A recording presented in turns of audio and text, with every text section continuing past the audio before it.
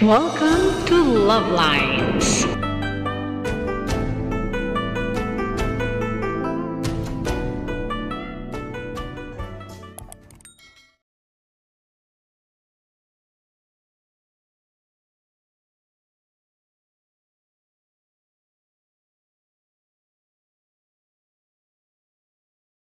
Good morning Philippines and hello world. Araw ng linggo kaya tara, simba tayo. Simba tayo. 16th Sunday in ordinary time. Medyo makulimlim ang kalangitan kaya hindi kailangan ng shades at hindi kailangan ng payong. Hi doggy, good morning doggy. Uy, doggy aw-aw. May aso doon. Snabero yung aso. Walang araw na nakasungaw. Oh, yung mga bata sa labas.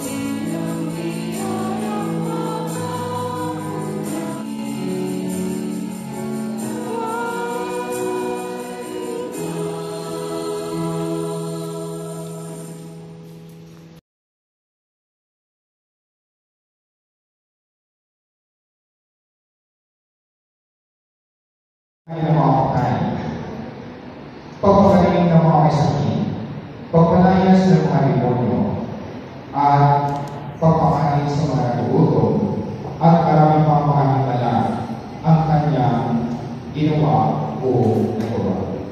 At dito, saksi ang kanyang mga alagad sa kanyang ginawa ng mga kapabalangan.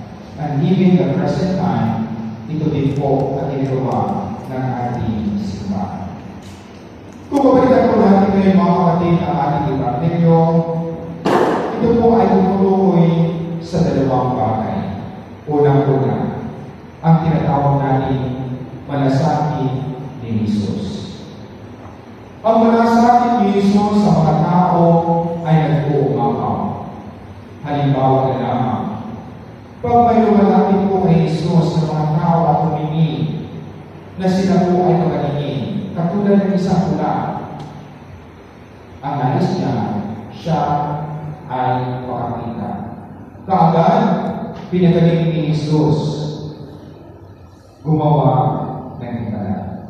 At katulad din po sa isang lumpo na nasa isang pool, sumisigaw, hindi makakalakad, gusto hawakan ang tubig at siya po. Nung makita ni Jesus, siya po ay pinagaling. Kaya marami po kababalaghan o marami po mga bagay na nakikita natin na ang malasakit ng ating Panginoong Kristo ay nag-uumapaw. At ang pagkakang halimbawa ay yung makita ng ating Panginoong Kristo, ang templo na puno-puno ng mga tao, makasalanan o binabalangkura ang templo. Yung mga nagtitinda na kung ano-ano, yung mga taong nagtatago, yung mga magnanakaw na nagtatago, at bumibenta ng mga hayop. Sa kanyang malasakit, ipinagtaguyan niya ang mga taong ito dahil ginagawa nilang palengke ang templo. Kaya napakaganda po na ipinapakita ng ating Panginoong Kristo na kung saan ito din ang ipinapakita niya sa bawat isa sa atin na sa ating buhay kailangan makikita yung tinatawag natin malasakit natin. Malasakit sa ating kapwa, malasakit sa mga komunidad na ating kinabibilangan, malasakit doon sa mga tao na kailangan o sa mga tao dukha. Kaya nga mga kapatid, ang malasakit nito, ito po ay isang bagay na nai-invite natin o itinuturo sa atin ng ating mga magulang. Halimbawa na lamang, Nung maliit po tayo, pag tayo po ay nagkasakit, pag tayo po ang nilinagnan, ipinagama, binibigyan ng gamot, at tinatanong ng ina ang anak kung siya ba ay okay na. There is what we call care o malasakit sa taong kanyang binamahal. At halimbawa na lamang mga kapatid, sa ating pong simbahan o sa ating pong chapel. Pag wala pong malasakit, yung mga taong namumuno o yung mga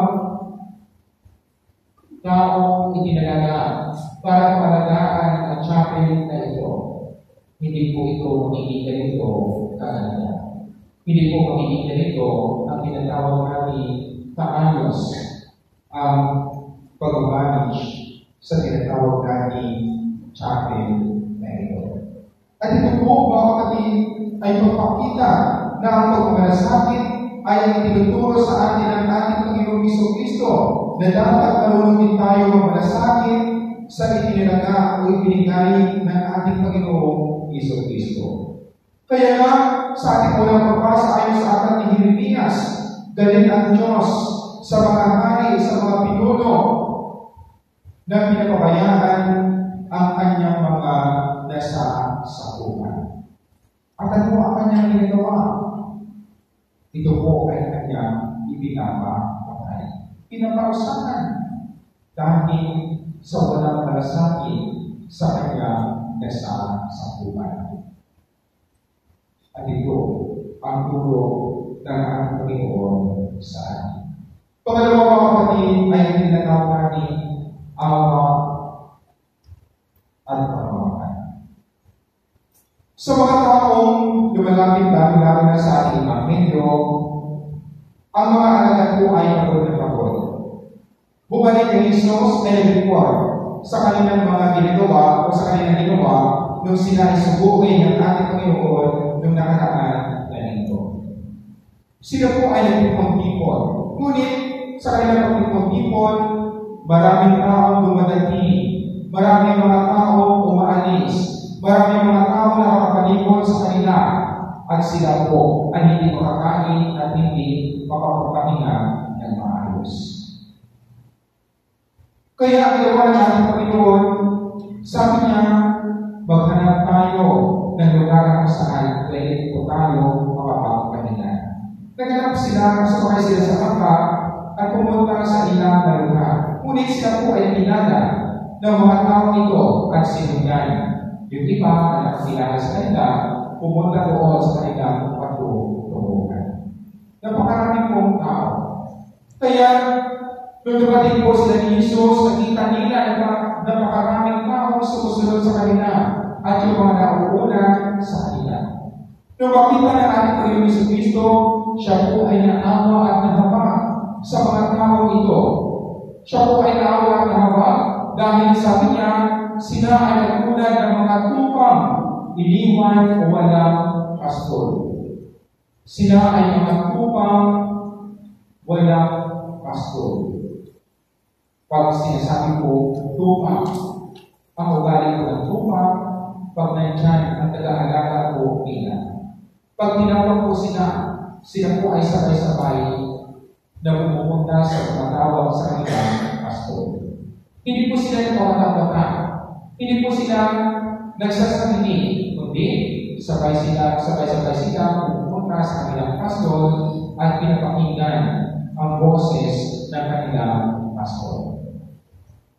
At ito ang nakita ng ating Panginoon na mula dito, mula doon, papunta rito, papunta doon, nagkakanat po ang mga tao.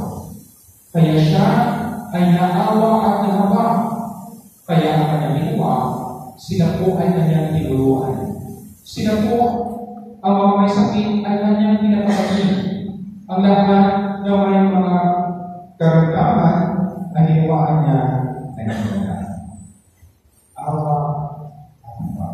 At ito din po ang ipinapakita ng Panginoon sa bawat isa sa atin na kailangan bilang mga alagad, bilang mga sumusunod kay Kristo, makikita rin sa ating mga sarili o sa ating personal na buhay ang awa at kapatid ito na ating natutunan sa ating banal na kasulatan.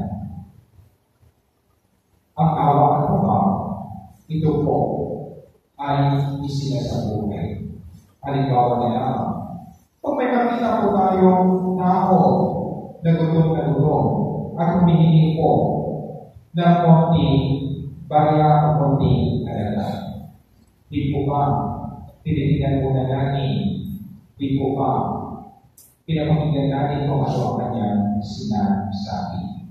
At kinalamunan, dito po papasok sa ating mga sarili yung tinatawag nating awa at kapag ang kami po ay nagbibigay ng konting alala na naaayon sa ating kalooban. At ito ang ginawa ng ating Panginoon sa mga tao na lumalapit sa Kanya. Panginoon, pagalingan mo po ang aming anak na sa inyo na kapatayan. Di po ba naawa at namapa ang aming Panginoon sa tatay na nagpapaawa? Katulad sa isang babae na mayroong hemorrhage na 12 years. Doon, ginawakan niya ang laylayang gabi ng ating Panginoon. Siya ang bumi. At hinanap siya ni Jesus. Ano ang sabi ni Jesus? Ikaw ay bumalik na, pumayo ka, at huwag kang makasala. Pero mga kapatid, napakahalaga po na tinatawag natin awa at kapag na dapat natin isinasabuhay sa ating buhay, lalo-lalo na habang tayo ay nalakay sa mundong ibabaw. Kahit na ang ating Panginoong Kristo ay pagod ng pagod, ang kanyang mga alagad ay hindi na alam kung ano ang gawin dahil sa kanilang naranasan sa kanilang buhay sa pagod na kanilang ginagawa. Katulad naman sa mga kapalihan na napapagod sa misa dito, misa doon, binyang dito, binyang doon, confusion dito, confusion doon.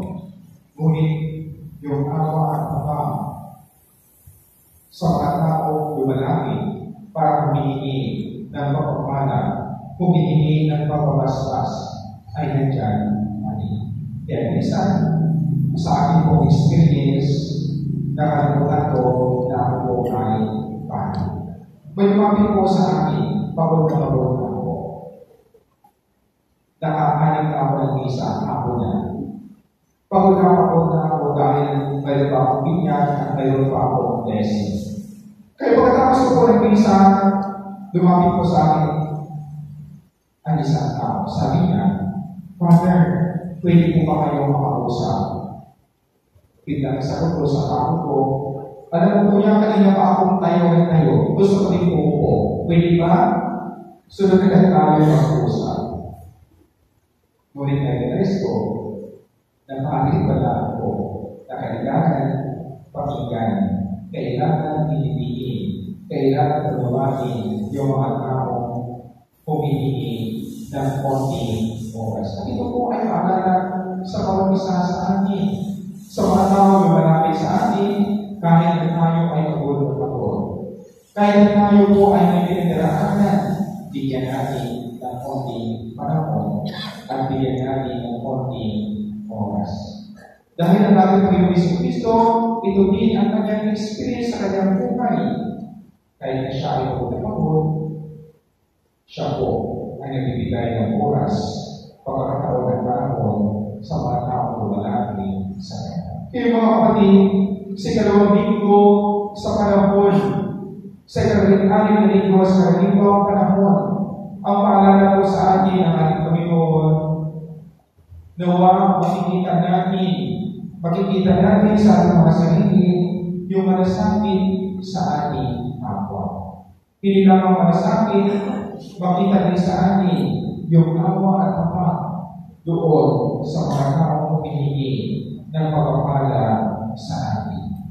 Kaya ating po pagdasal yung mga leader po natin ng ating simbahan, ng ating mga komunidad na pinag-ibigay, ng ating bansa kung saan bukas po ang kanyang suna. Pagdasal po natin, dalawa, bigyan ng ulagay, at bigyan ng magandang paliwanag ng pag-iisip upang magpapalalinan at magpapalan namin ang ating mga tungkulin bilang mga pastor na nakikinig sa boses ng mga lupa na tumatawag sa tumayo.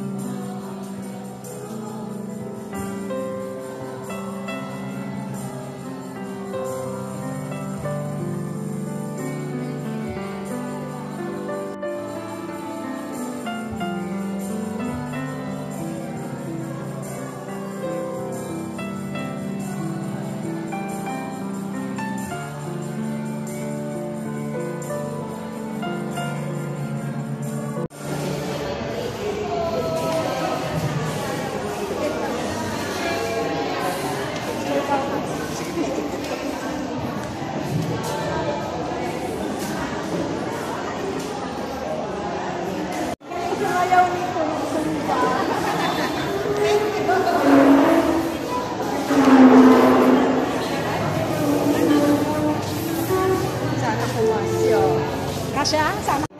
Kabahay ninyo. Nakabubuka.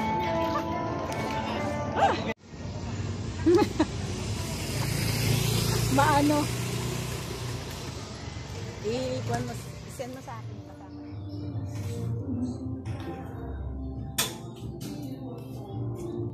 So that's all for now. Thank you so much for watching. Once again, this is Love Lines. Have a good day and God bless.